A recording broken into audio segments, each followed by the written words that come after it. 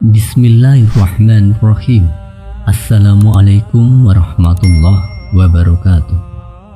Alhamdulillahilladzi an'amna bi ni'matil iman wal islam wa nusallimu ala khairil anam sayyidina Muhammadin wa ala alihi wa sahbihi wa man ihtada amma ba'du. Sahabat Indosyariah yang dirahmati Allah, sebelum nama-nama besar Wali Songo menggema di seluruh tanah Jawa, sebelum Surabaya, Gresik, dan Demak jadi pusat dakwah Islam, jauh di wilayah barat, di tanah Sunda, yang kala itu masih memegang kuat adat dan kepercayaan lama, telah hadir sosok suci yang membawa cahaya Islam dari arah timur. Dialah Syekh Kuro, seorang ulama agung dari negeri Campa, yang namanya tak setenar Wali Songo, namun perannya sangat penting dalam membuka pintu dakwah Islam di Tatar Sunda. Beliau bukan datang dengan pasukan, bukan pula dengan kekuatan politik, tapi membawa kitab, wirid, dan semangat cinta ilahi. Disebut dalam naskah-naskah tua, Syekh Kuro adalah guru dari Nyai Subang Larang, istri Prabu Siliwangi, dan ibunda dari tokoh besar Wali Songo, Sunan Gunung Jati. Bayangkan, dari seorang perempuan yang belajar agama diam-diam pada Syekh Kuro, lahirlah keturunan yang menjadi salah satu poros utama dakwah Islam di Nusantara. Namun, dakwah beliau tak mudah. Di zaman itu, wilayah Karawang dan sekitarnya masih dikuasai oleh kerajaan-kerajaan Hindu-Buddha. Dakwah Islam dianggap asing, bahkan mengganggu tatanan spiritual yang sudah mapan. Namun, dengan laku tirakat, kesabaran, dan pendekatan yang lembut, Syekh Kuro berhasil menanamkan benih-benih tauhid yang kelak tumbuh jadi pohon besar Islam di tanah Pasundan. Beliau dikenal sebagai sosok yang karismatik, ahli Quran, dan memiliki karomah yang membuat para raja segan. Siapakah beliau sebenarnya? Apa kisah dakwahnya? Dan amalan apa yang beliau wariskan? Di video ini mari kita telusuri jejak sang pembuka cahaya yang meski tak banyak disebut dalam sejarah resmi, namun namanya hidup dalam jalur rohani para kekasih Allah. Syekh Kuro, atau nama aslinya Syekh Hasanuddin, datang dari negeri Campa, wilayah Asia Tenggara yang kala itu telah lebih dulu menerima cahaya Islam. Beliau termasuk dalam gelombang awal ulama asing yang masuk ke Nusantara, bahkan sebelum Syekh Jumadil Kubro tiba di tanah Jawa. Tujuan beliau bukan berdagang, bukan pula menjajah, tapi datang sebagai seorang alim, hafiz Quran, ahli tarekat, dan membawa misi dakwah rahmatan lil alamin.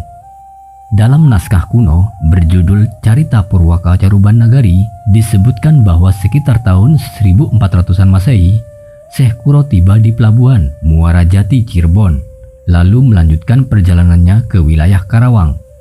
Di Karawang, beliau mulai menyebarkan ajaran Islam secara perlahan dengan membuka pesantren kecil yang dikenal dengan nama Quran, karena pusatnya adalah mengajarkan Al-Quran. Dari situlah nama Syekh Kuro kemudian dikenal hingga sekarang. Suasana kala itu tidak mudah. Mayoritas penduduk Karawang masih memegang teguh ajaran animisme, Hindu-Buddha, dan kental dengan budaya kerajaan lokal. Namun, pendekatan Syekh Kuro tidak konfrontatif. Beliau justru menyusup masuk lewat pendidikan dan laku rohani, zikir, tirakat, doa malam, dan akhlak luhur menjadi senjatanya. Salah satu murid istimewa beliau adalah Nyi Subang Larang, putri dari Ki Gedeng Tapa, penguasa Singapura, daerah Pamanukan yang sekarang. Nyi Subang Larang sejak muda dikenal cerdas dan haus ilmu. Ia secara diam-diam belajar kepada Syekh Kuro, mendalami Al-Quran, fikih, dan dasar-dasar tasawuf. Dari sinilah benih-benih perubahan mulai tumbuh di lingkungan istana. Meski kelak Nyi Subang Larang menikah dengan Prabu Siliwangi, Raja Pajajaran yang masih menganut kepercayaan lama, namun ia tetap teguh pada Islam. Dan dari rahim Nyai Subang Larang inilah lahir Sarif Hidayatullah, yang kelak dikenal sebagai Sunan Gunung Jati, salah satu anggota dari Wali Songo dan penyebar Islam di wilayah Cirebon, Banten, dan sekitarnya. Artinya, Syekh Kuro bukan hanya guru dari seorang murid. Beliau adalah penanam benih ruhani yang buahnya menjelma menjadi wali besar di tanah Jawa. Dakwah beliau sunyi, namun dari kesunyian itulah lahir gelombang besar perubahan sejarah. Setelah kisah ini, kita akan masuk ke bagian yang lebih dalam, karomah dan keanehan spiritual Syekh Kuro, termasuk kisah gaib di seputar pesantren dan getaran rohani yang masih dirasakan hingga hari ini. Dan tentu saja kita akan menyelami amalan-amalan yang diyakini berasal dari Syekh Kuro yang bisa kita amalkan hari ini untuk menjaga cahaya itu tetap menyala di hati kita. Meski hidup di masa awal penyebaran Islam di tanah Sunda, Syekh Kuro dikenal sebagai sosok yang memiliki karamah tingkat tinggi. Karamah beliau tak banyak ditulis dalam kitab, tapi tersimpan dalam cerita lisan para kiai sesepuh, juru kunci dan pelaku tirakat di tanah Karawang, Cirebon, hingga daerah pesisir utara Jawa Barat. Salah satu kisah yang paling dikenal adalah tentang pesantren Goib Quran. Konon, tempat Syekh Kuro mengajar dulu bukan sekedar bangunan fisik. Saat malam hari, tempat itu memancarkan cahaya aneh. Kadang tampak seperti pelita yang bersinar di tengah sawah gelap, tapi tak bisa didekati. Warga sekitar percaya itu adalah majelis ruhani, tempat beliau masih mengajar para ruh bahkan setelah wafat. Ada pula kisah santri yang hilang selama 3 hari, dan ketika kembali, ia mengatakan, "Saya tetap di pesantren kok, belajar bersama Syekh Kuro dan santri lainnya, tapi kenapa nggak ada yang melihat saya?" Cerita ini bukan sekali 2 kali, tapi berulang kali diceritakan oleh juru kunci makam dan penjaga pesantren tua peninggalan beliau. Di kalangan kiai tua, Syekh Kuro sering disebut sebagai wali yang memiliki sirrul huruf, rahasia huruf Quran.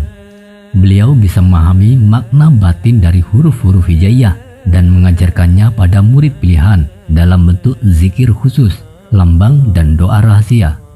Pernah suatu hari datang utusan dari kerajaan yang hendak mengusir beliau dari Karawang. Namun, saat utusan itu tiba di lokasi pesantren, ia tiba-tiba menjadi bisu dan kehilangan arah, sampai akhirnya tersungkur dan menangis di kaki Syekh Kuro. "Aku hanya ingin belajar, bukan untuk menjajah," ujar Syekh Kuro. Dan seketika utusan itu sadar, kembali ke kerajaan dan mengabarkan bahwa ulama ini bukan ulama sembarangan. Meski secara zahir pesantren beliau sudah tak utuh, namun hingga kini banyak orang yang datang ke Karawang untuk ziarah ke makam beliau, merasakan hal-hal di luar nalar. Hawa dingin meski di siang terik, tiba-tiba muncul rasa damai yang dalam. Ada yang menangis tanpa sebab saat duduk di dekat pusaranya, dan yang paling sering diceritakan adalah mimpi bertemu sosok berjubah putih dengan sorban kuning yang mengajarkan ayat Quran dengan suara lembut. Saat ditanya siapa dia, jawabannya hanya satu, "Aku hanya mengajar Quran biasa, tapi bukan sembarang Quran." Syekh Kuro adalah wali sunyi, namanya tak sepopuler Wali Songo, namun ruh dakwahnya menembus batas zaman. Dan kini, di zaman yang penuh kebisingan ini, kita perlu kembali menyambung rohani dengan sosok seperti beliau, melalui doa-doa dan amalan yang diwariskan dari jalurnya, agar hati kita kembali pada cahaya yang benar. Karena bisa jadi, kita tak sempat bertemu Syekh Kuro secara lahir, tapi masih punya kesempatan untuk menyambung lewat zikir dan hati. Setelah menyimak kisah-kisah karomah beliau, kini tiba saatnya kita menyelami doa-doa dan amalan yang diyakini bersambung dengan Syekh Kuro. Amalan ini bukan sekedar bacaan, tapi bagian dari getaran rohani yang diwariskan melalui lisan para ulama dari generasi ke generasi. Karena cahaya para wali tidak pernah padam, ia terus berpindah menyinari hati siapa saja yang ikhlas mencarinya. Yang pertama, zikir Ismullah, Ya Hadi, sang pemberi petunjuk. Syekh Kuro dikenal sangat menekankan makna hidayah. Karena itu beliau sering membaca zikir Ya Hadi dalam khalwatnya. Artinya, wahai zat yang maha memberi petunjuk. Zikir ini dibaca 100 kali setelah sholat isya. Setelah itu lanjutkan dengan membaca doa, Allahumma hdini waj'al qalbi nuron wa fikri nuron wa tariqi nuron. Artinya, ya Allah, tuntunlah aku, jadikan hatiku cahaya, pikiranku cahaya, dan jalanku penuh cahaya. Yang kedua, doa murid Nyi Subang Larang. Doa ini diyakini sebagai zikir yang diajarkan Syekh Kuro kepada Nyi Subang Larang, sebuah doa untuk menjaga iman dalam lingkungan yang berbeda keyakinan. Allahumma sabbit qalbi ala dini waj'al imani nuron wajidni hudan. Artinya, ya Allah, teguhkanlah hatiku di atas agamamu, jadikan imanku cahaya, dan tambahkanlah petunjuk untukku. Zikir ini dibaca setiap pagi dan petang, terutama oleh mereka yang hidup dalam lingkungan berat atau penuh tantangan iman. Yang ketiga, selawat tawasul Syekh Kuro, menyambung rohani dengan Sang Maha Guru. Allahumma sholli ala Sayyidina Muhammadin wa ala alih wa bihaqi Syekh Hasanuddinil Quran ij'alna minal muhtadin. Artinya, ya Allah, limpahkan sholawat kepada Nabi Muhammad dan keluarganya, dan dengan hak Syekh Hasanuddin sang guru Quran, jadikanlah kami termasuk orang-orang yang mendapat petunjuk. Baca zikir ini 7 kali setiap malam Jumat atau saat memulai perjalanan rohani seperti tirakat, ziarah, atau riyadhah. Yang keempat, doa perlindungan untuk murid dan keluarga. Amalan ini diwariskan kepada para murid Syekh Kuro agar tetap kuat menjaga keluarga dan keturunan di jalan tauhid. Allahumma ihfadna wa ahlana min kulli syu' waj'al bainana wa bainasy syayatin hijaban min nurik. Artinya, ya Allah, lindungilah kami dan keluarga kami dari segala keburukan, dan jadikan antara kami dan para setan penghalang dari cahayamu. Bacaan ini disarankan dibaca 3 kali setelah sholat subuh dan maghrib, khususnya oleh para ayah, guru, dan pemimpin keluarga. Doa-doa ini bukan sekedar bacaan warisan, tapi jalan rohani yang dulu dilalui oleh para pencari Tuhan di masa lalu.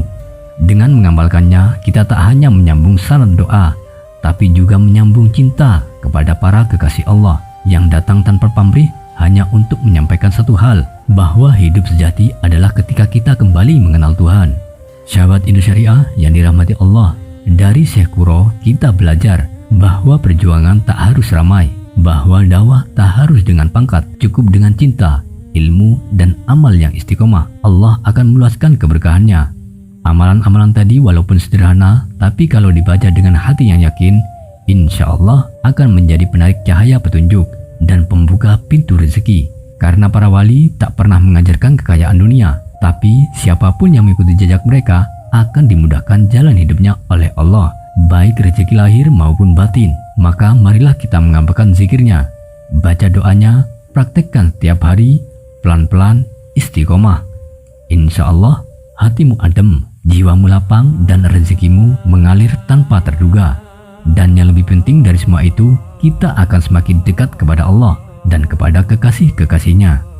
Sahabat Indosyariah yang dirahmati Allah, semoga video ini bermanfaat dan menambah keberkahan hidup kita, menambah ketakwaan kita kepada Allah Subhanahu wa Ta'ala, kecintaan kita kepada baginda Rasulullah SAW, dan saran pribadi dari kami agar selalu mengingat salawat Sallallahu ala Muhammad. Dengan salawat segala urusan akan jadi mudah, rezeki bertambah dan berkah. Akhirul kalam, wabillahi taufiq wal hidayah, warridha wal inayah. Wassalamualaikum warahmatullahi